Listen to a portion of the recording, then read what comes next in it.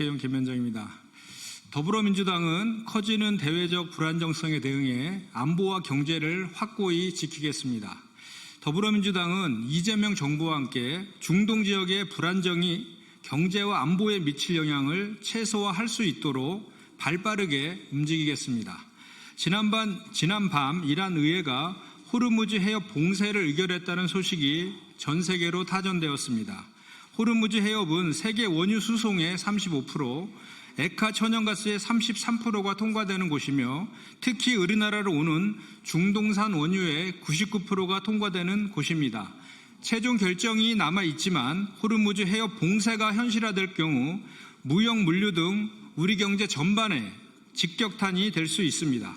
더불어민주당은 이스라엘 이란 사태에 대한 파장을 예의주시하며 관련 대응을 위해 정부 측과 당정협의를 추진하기로 했습니다. 무엇보다 국민의 안전과 생명, 국익을 최우선하겠습니다.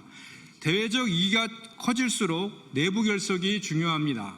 야당에도 적극적으로 의견을 구하고 협조를 요청하겠습니다. 국민의힘도 대외적 불안정성의 확대에 맞서 이재명 정부가 신속하게 대응할 수 있도록 힘을 모아주시길 바랍니다. 특히 급변하는 국제 정세에 능동적으로 대응할 수 있도록 이중석 국정원장 후보자의 인사청문 경과보고서 채택이 신속히 이루어질 수 있도록 요청합니다. 내란 심판은 단호하고 흔들림이 없어야 합니다.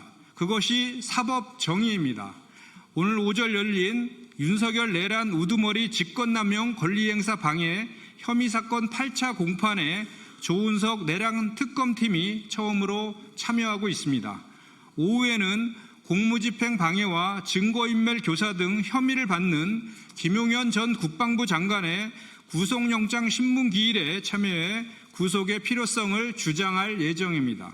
그동안 내란범들의 온갖 꼼수를 지켜봐온 국민께서는 내란범들이 또 어떤 해괴한 법 기술을 동원해 탈옥을 기도할지 우려하고 있습니다.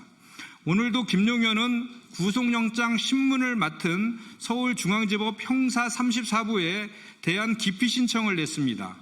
내란 수괴와 주범들이 이런 버꾸라지 짓을 할 엄두도 못 내게 하는 것이 사법정의입니다. 김용현 측은 법원이 공소기각을 즉시 판결하여야 함에도 법원이 도리어 특검의 불법 공소장을 받아들이는 등 조은석의 불법 기소에 적극 조력했다는 해괴한 논리를 주장하고 있습니다. 법기술을 이용해 사법정의의 실현을 무력화하려는 내란범들을 용납해서는 안 됩니다. 특검은 내란 주범 김용현의 구속 연장과 내란 수괴 윤석열의 재구속을 이끌어내길 바랍니다. 법원도 내란범들의 버꾸라지 행태가 사법체계에 대한 불신을 키우고 있음을 유념하고 헌정 질서를 무너뜨리려 한 내란범들을 더욱 엄정히 다뤄 사법 정의를 바로 세우길 촉구합니다.